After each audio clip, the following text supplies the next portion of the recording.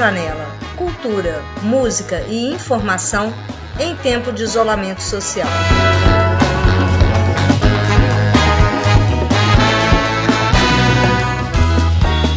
Uma história de amor não correspondida e a premiação nas Olimpíadas. As Olimpíadas de Tóquio sobre as lentes de técnicos e atletas. Dicas e curiosidades sobre a prática de esportes e muito mais você só encontra aqui na Rádio Janela. Fique com a gente!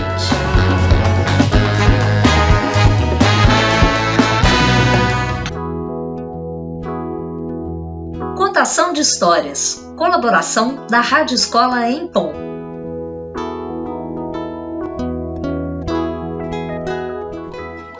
Tudo começou com uma aposta entre Apolo e o cupido Eros. Apolo era um deus que se vangloriava de sua beleza e de seu poder e disse que suas flechas eram muito mais poderosas do que as flechas de Eros, o cupido do amor. Então, Eros acertou uma flecha com a ponta de ouro no coração de Apolo, que se apaixonou perdidamente por Dáfne, que fora atingida por uma flecha com a ponta de chumbo, gerando repulsa e desprezo por Apolo. Cansada de fugir de Apolo, Dáfne pede para que seu pai a ajude e mude sua forma. O pai atendeu o pedido da filha e a transformou em uma planta, o loureiro. Diante disso, Apolo disse: "Se não pode ser minha mulher, será minha árvore sagrada." E a partir de então, sempre carregava consigo um ramo de louro. A partir daí, Apolo disse que saiu vencedor da aposta, porque colhia os louros da vitória, ou seja, sua amada, mesmo na forma de uma planta, ainda permanecia ao lado dele. Fala sério, né, gente? Esse Apolo não batia bem, não. Já entre os antigos romanos, as folhas de louro eram trançadas, compondo uma espécie de guirlanda que era usada para coroar os generais vencedores, um sinal público de glória e reconhecimento da vitória na guerra. Em Atenas, cidade que originou os Jogos Olímpicos, a coroa de louros, usada como símbolo de distinção e glória, foi substituída pelos ramos da oliveira, considerada a árvore protetora da cidade, e até hoje é usada como símbolo para coroar os atletas campeões. Não se esqueça de torcer pelos nossos atletas nos Jogos Olímpicos de Tóquio. E agora, quando assistir a coroação e a premiação dos atletas, você vai poder contar essa história para os seus amigos e dizer que tudo foi fruto de uma história de amor com um final bem diferente. E verde, né, gente? Até a próxima!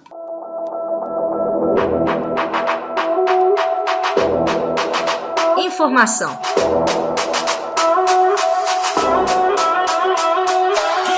Muitos ouvintes da Rádio Janela acompanharam os Jogos Olímpicos de Tóquio e vibraram com as conquistas dos atletas brasileiros. Raíssa Leal, atleta mais jovem a competir em uma modalidade esportiva pelo Brasil, trouxe uma medalha de prata no skate feminino. E Rebeca Andrade conquistou as medalhas de ouro no salto e de prata na ginástica artística geral. A conquista de 21 medalhas para o Brasil é bem surpreendente, diante da falta de incentivos governamentais e de patrocínios enfrentados por nossos atletas. Você sabe quais são as condições de treinamento dos atletas brasileiros?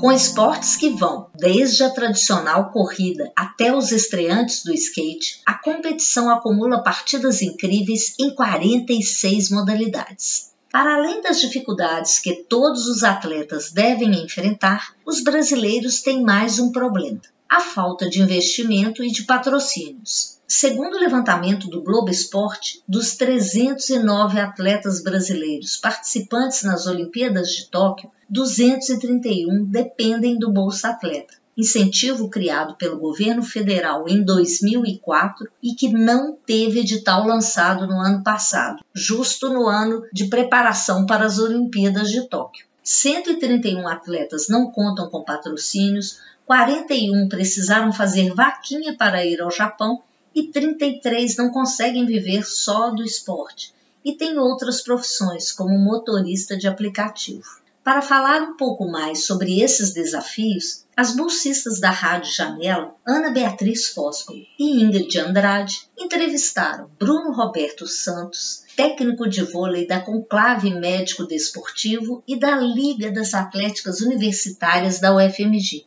e José Gabriel Tavares Pereira, jogador de futebol que jogou no Flamengo e no Cruzeiro e que atualmente está em Goiânia. Bruno Roberto, há quanto tempo você é técnico? Oi, Ingrid. Eu já trabalho com voleibol como técnico desde 2015 e sempre trabalhei no meio universitário, né, na UFMG, e com o voleibol competitivo master. Todos os que eu trabalhei foram com competições, né, campeonatos e tal. E tinha algumas equipes também de preparação, que eu ensinava a galera, né, para se preparar para o alto rendimento. Durante sua atuação profissional, percebeu algumas mudanças nos incentivos ou legislações sobre esportes? Vejo que desde a minha época eu jogava até para agora, houve muitas oscilações, né, de incentivo. Então teve uma época que tinha, né, as famosas bolsas atletas, mas eu sinto que o investimento ele tem caído cada vez mais no esporte. Tem alguns exemplos, não no vôlei, mas em outros esportes, de pessoas que estavam vendendo rifa para disputar um mundial. Com as restrições da pandemia, como são as concentrações, os treinos, os jogos e as torcidas dos seus times? Durante a pandemia, foi suspendido tudo, né? Os treinos e tal. Eu tive duas ideias, né? Uma foi treinamentos teóricos. Então, com uma equipe que eu tenho, a gente fez alguns treinamentos teóricos de possibilidade de jogadas, de tomada de decisão através de vídeos, né? De forma online. E com outra equipe, elas tiveram a ideia de fazer treinamentos físicos online. Agora que já estão liberando os campeonatos e tudo, as restrições estão sendo, né, todo mundo de máscara, se encontra e tal, tenta manter o máximo distanciamento social possível. E igual esse campeonato que uma equipe minha está participando, não está permitindo torcida. Então é extremamente fechado só para quem está jogando mesmo. Para finalizar, você tem alguma dica para os jovens que estão escutando o nosso programa e pensam em começar a participar de algum esporte? Oi, Ingrid, tenho sim. Primeiramente, se identifique com algum esporte, principalmente nas idades mais novas. Explorem todos os esportes que tiver curiosidade, porque você se identificando com o esporte, podem ter certeza que vocês não vão aprender só esporte, vocês vão aprender a ser pessoas melhores. Olá, José, bom dia, tudo bem? Qual a sua idade? Quanto tempo você pratica o esporte? Eu tenho 22 anos. Em relação a esportes, assim, desde pequeno eu sempre fui muito ativo, né? Já pratiquei judô, natação, tudo mais, mas no futebol, com uns 8 a 9 eu comecei assim, mas comecei a levar a sério desde os 11, que foi quando eu fui pro Rio, para jogar lá no Flamengo. E nisso fiquei 3 anos lá. Depois disso passei mais 4 aí em BH, no Cruzeiro. E saí do clube um pouco antes da pandemia. E agora que eu tô voltando a jogar, assim, tem pouco tempo, na verdade, desde o início do ano que eu voltei realmente a ter uma sequência. E eu queria te perguntar se você está acompanhando, o que você está achando das Olimpíadas? Eu estou acompanhando as Olimpíadas o máximo que eu posso, né? Por praticar vários esportes, eu gosto muito de outras modalidades. Então, as Olimpíadas é um mix de praticamente tudo que tem no esporte. Então, eu acho muito interessante acompanhar os jogos. José, como é que está sendo o seu treino na quarentena? Nos treinos, a gente tenta ter o maior cuidado possível, né? O futebol é um esporte de muito contato, então acaba que em meio à atividade é muito difícil, né? Não tocar, né? Que são coisas que em meio à pandemia a gente tem que evitar, mas futebol não. A gente busca em outros detalhes, como muitas vezes usar uma garrafinha individual, nos momentos que não tiver na atividade, tá usando a máscara, tá usando álcool em gel, sempre que tocar a mão de alguém, sempre que terminar a atividade. Então são detalhes mínimos assim que se a gente juntar, fazem a gente prevenir, contrair o vírus. Você vive do esporte que você pratica? Então, eu vivo sim do futebol.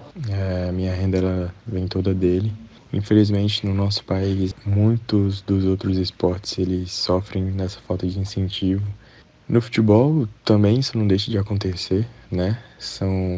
A gente vê que a realidade do futebol ela não é aquilo que passa na TV, né? De dinheiro e tudo mais. São poucos que chegam nesse auge financeiro, que tem totalmente esse retorno.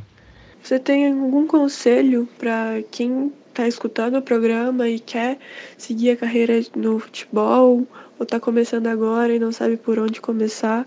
A dica é que, independente do esporte, nunca desista, né?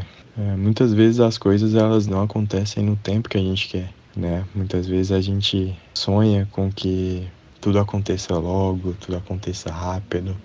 E muitas vezes as coisas acontecem num tempo que não é nosso. A gente trabalhando, buscando sempre, né, conquistar, né, os nossos sonhos, uma hora todo o nosso esforço, né, ele vai valer a pena. Fique em casa sempre que possível. Lave as mãos com água e sabão e, se precisar sair de casa, use máscara e mantenha o distanciamento de 2 metros de outras pessoas. Exija das autoridades vacina para todos, pois o direito à vida é a base de todos os direitos. No mais, fique tranquilo, tudo isso vai passar. Fique vivo, fique em casa. Fique tranquilo, tudo isso vai passar. Fará parte das histórias que um dia vamos contar. Vai ficar tudo bem, não há o que temer. Juntos somos invencíveis, acredite em você. Fique tranquilo, tudo isso vai passar. Fará parte das histórias que um dia vamos contar. Vai ficar tudo bem, não há o que temer. Juntos somos invencíveis, acredite em você. Fala da janela. Democracia é o povo. A gente tem que ir pra rua pra lutar pela nossa vida. Não dá mais pra gente ficar calado. A gente estava lutando pela nossa democracia. É porque o governo não dá mais pra gente ficar calado. Acho que uma palavra que define muito bem a democracia atualmente é a luta.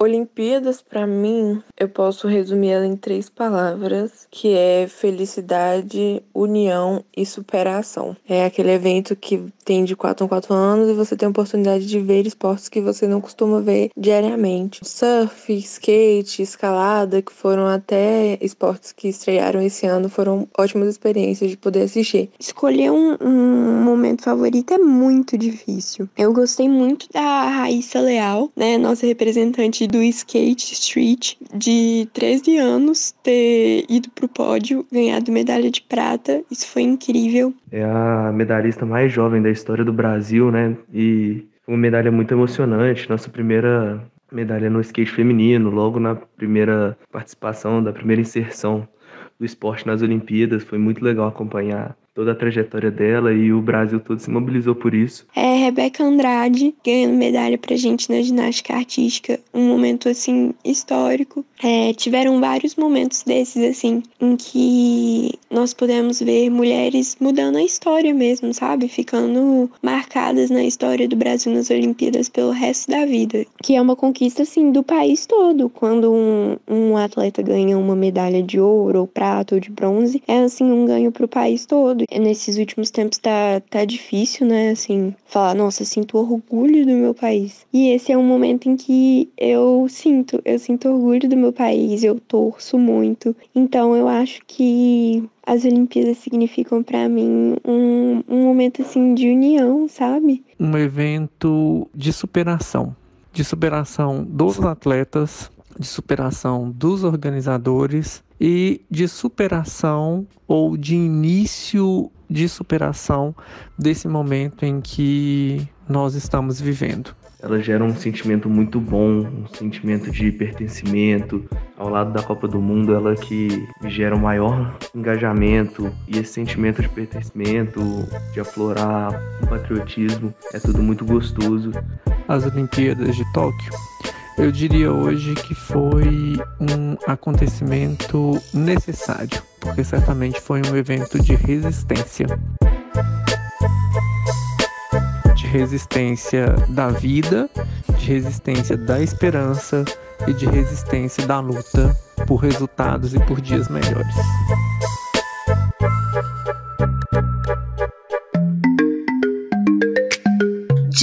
Curiosidades. Colaboração da Rádio Escola em Ponto.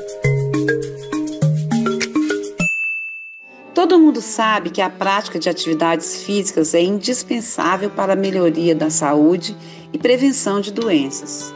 E de acordo com a Organização Mundial de Saúde, apenas 150 minutos semanais de atividade física leve ou moderada são suficientes, o que corresponde a pouco mais de 20 minutos diários de atividades. Mesmo assim, quantas vezes falamos que não temos tempo, que não conseguimos, que não dá? Sempre arrumamos 1000 motivos para não fazermos, não é mesmo? É bom lembrar que não é só caminhada e ginástica que conta. Qualquer atividade esportiva é uma atividade física. Peteca, vôlei, aquela peladinha de fim de semana. Para vocês se animarem a começar agora mesmo a praticar uma atividade física, vou contar a história do Dan Mancina, que mora em Michigan, nos Estados Unidos. Dan é um skatista. Todos os dias ele vai para a pista de skate e treina manobras radicais. Ultrapassa obstáculos, gira, corre e faz loopings incríveis com seu skate. Dan usa todos os equipamentos de segurança necessários para a prática do esporte radical: capacete, joelheiras, luvas. Mas o principal equipamento, o que não pode faltar para ele, é a bengala. Sim, porque Dan Mancina é um skatista cego. Ele tem 30 anos e sofre de retinitis pigmentosa desde os 13. Dan diz que se sente muito feliz e seu objetivo é criar uma pista construída inteiramente para cegos, com coisas táteis no chão, colunas com áudio dentro dos objetos, coisas penduradas no teto para orientar os esportistas cegos.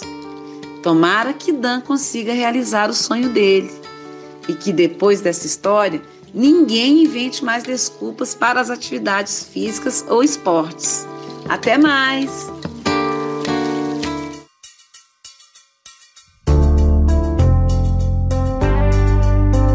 Música independente.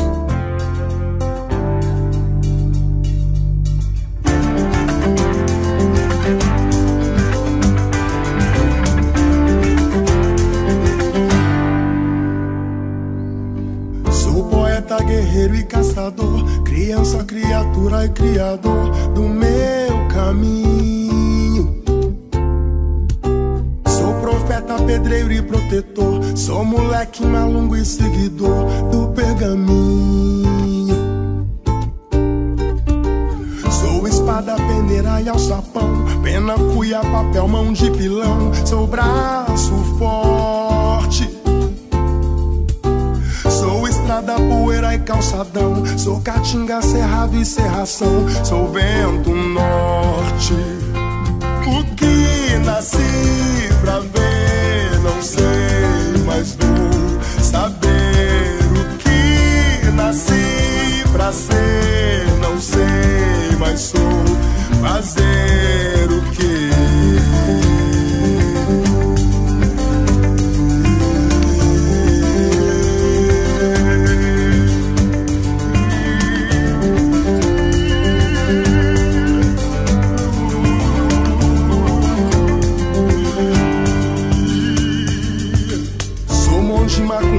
Rezador, porta, ponte, passagem e pastor de carneirinhos. Sou pão de candeeiro e caldeirão, sou batuta, bateia e comunhão de pão e vinho. Sou vulcão, ventania e vapor, sou maré, corredeira e corredor, seguindo em frente. Sou teimosia e remador, sou a fé brasileira e sempre vou contra a corrente. O que nasci pra ver, não sei, mas vou saber. O que nasci pra ser, não sei, mas sou. Fazer o que nasci pra ver, não sei, mas vou saber. O que nascer, não sei, mas sou. Fazer o quê?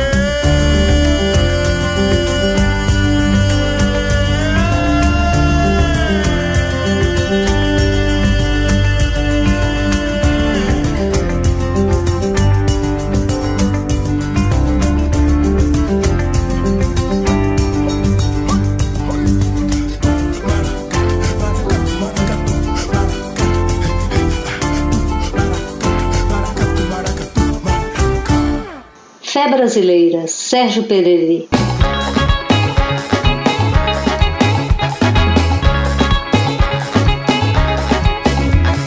Projeto Rádio Janela. Coordenação Maria Guiomar Frota e Marina Cajaíba. Apresentação Maria Guiomar Frota.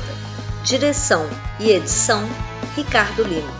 Produção Ana Beatriz Gomes, Giovana Sabadini e Ingrid Andrade. Trilha Iconilho. Trilhas incidentais, B Quadros e Tula Black e Banda. Apoio Sindifes, Senex SI e Proex UFMG.